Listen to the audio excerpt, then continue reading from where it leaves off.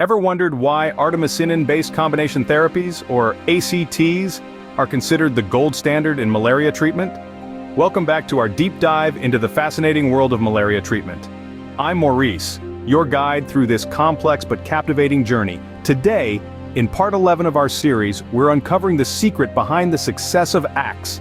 We'll explore why they're the top choice for tackling the most dangerous strain of malaria, how they work their magic, and the challenges we face to maintain their effectiveness. And remember, we're not just here to inform, but also to engage. So don't forget to subscribe, and hit that notification bell. We'd love to hear your thoughts or experiences with ACTs. After all, our journey is more enriching when we travel together. So are you ready? Let's unravel the mystery of ACTs and why they are the gold standard in malaria treatment. ACTs are called the gold standard for a reason. This statement rings true when discussing Artemisinin-based combination therapies, an essential piece of our arsenal against malaria. ACTs are a combination of two potent drugs, artemisinin, extracted from the sweet wormwood plant, and a partner drug. Why are these two drugs combined, you might ask? Well, because together they can pack a 1-2 punch against the malaria parasite. Artemisinin acts quickly, reducing the number of parasites in the body at a rapid pace. It's like a sprinter bursting out of the gates at the start of a race. Then, the partner drug, more of a marathon runner, takes over. It works at a slower, steadier pace, eliminating any remaining parasites that survived the initial onslaught.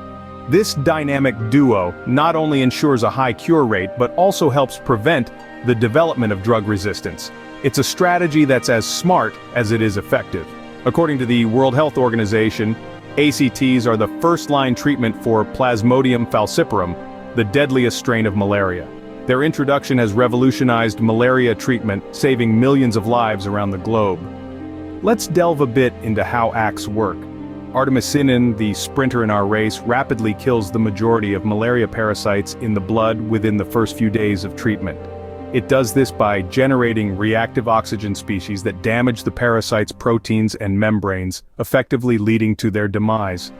Meanwhile, the partner drug, our marathon runner, targets any remaining parasites, preventing them from developing resistance and ensuring a thorough eradication.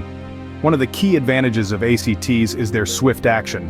Most patients notice a significant reduction in symptoms such as fever and chills within just a day or two of starting treatment. It's like flipping a switch, and suddenly the debilitating effects of malaria start to fade. In the early 2000s, with the widespread adoption of ACTs, countries in sub-Saharan Africa witnessed a dramatic reduction in malaria-related deaths.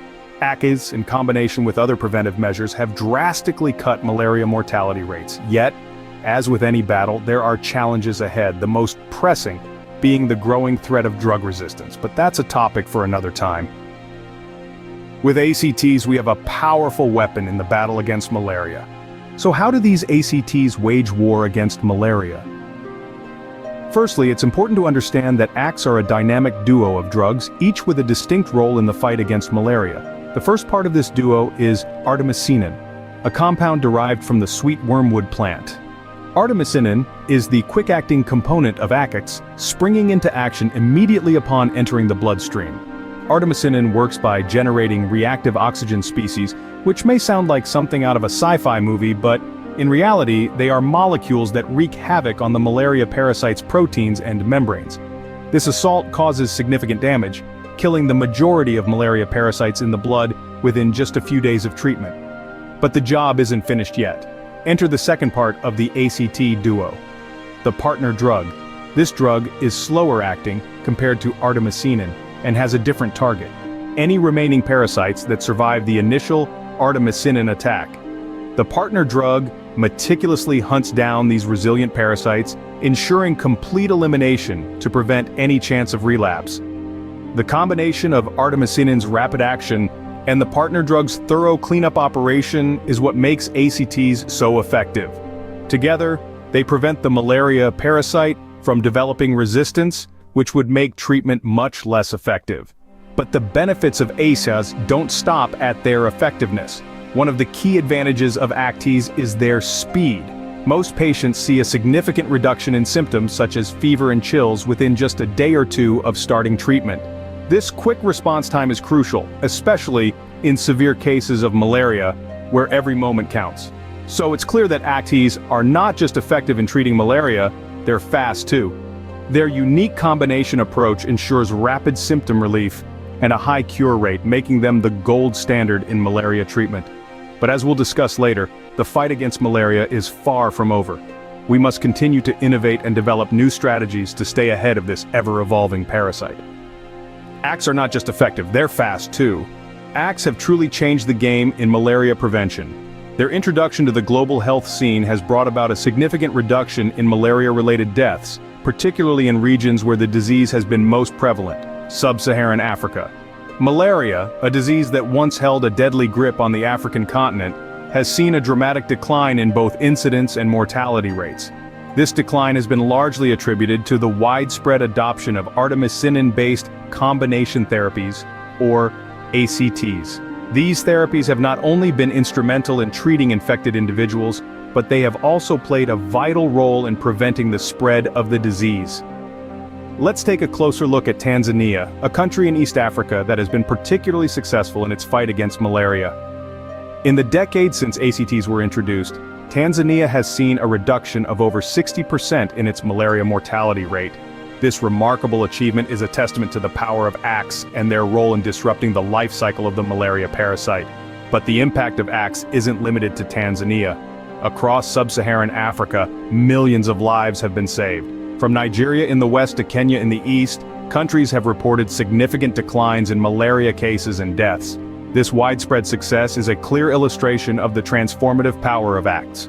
While ACTs have been a game changer, it's important to remember that they are part of a broader strategy to combat malaria. They work in conjunction with other preventive measures like insecticide-treated mosquito nets and indoor residual spraying. Together, these tools form a comprehensive approach to malaria control that has proven to be highly effective. Yet the work is far from over.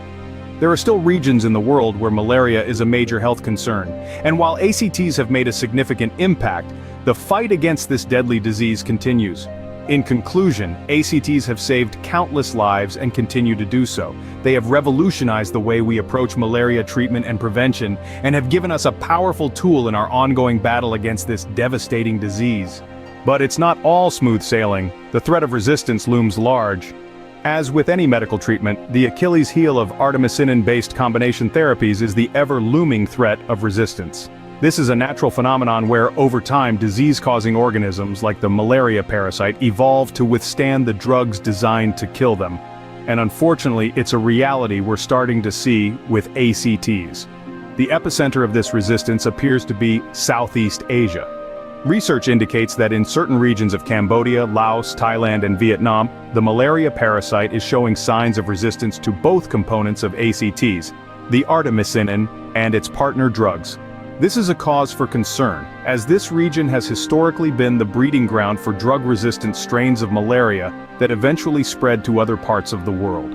The implications of this resistance are potentially devastating. If left unchecked, the strides we've made in reducing malaria-related deaths could be reversed.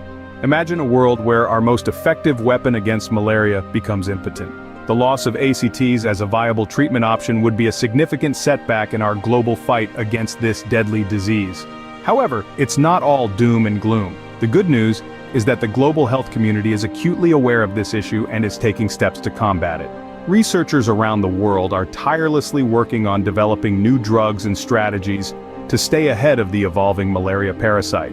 Moreover, the World Health Organization has a robust surveillance system in place to monitor resistance trends and guide treatment policies. It's a race against time, but with our collective efforts, we can hope to keep one step ahead of the parasite. In summary, while ACTs have revolutionized malaria treatment and saved millions of lives, the threat of resistance is a stark reminder that the fight against malaria is far from over. However, it's important to remember that with ACTs, despite the challenges, we have a robust line of defense. The fight against malaria is far from over, but with ACTs, we have a robust line of defense. To sum it up, Artemisinin-based Combination Therapies, or ACTs, have proven to be the gold standard in treating malaria.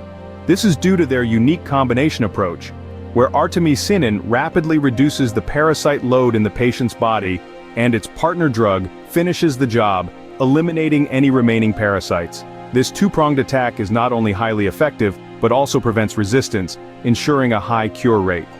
The impact of ITNs on a global scale has been revolutionary, dramatically reducing malaria-related deaths, especially in sub-Saharan Africa. However, the emergence of drug resistance, particularly in Southeast Asia, presents a significant challenge threatening to undermine the effectiveness of these treatments. In the face of this growing threat, the medical community is racing to develop new drugs and strategies to counteract this resistance, ensuring that we stay one step ahead in the battle against malaria. Before we wrap up, I want to thank you for joining me today in the Victory Education Lounge. If you're passionate about making a difference, I invite you to support the fight against malaria by visiting United to Beat Malaria. You'll find the link in the description below. Together, we can help save lives and create a healthier world. Every contribution, no matter how small, brings us one step closer to a world free from malaria. Remember to like, subscribe, and share your thoughts in the comments. Together, we can unveil the truths about malaria and join the battle to end this global menace. Disclaimer: the information provided in this video is for educational and entertainment purposes only. Any health-related decisions should be discussed with a licensed physician. Always seek the advice of your doctor or other qualified health provider with any questions you may have regarding a medical condition.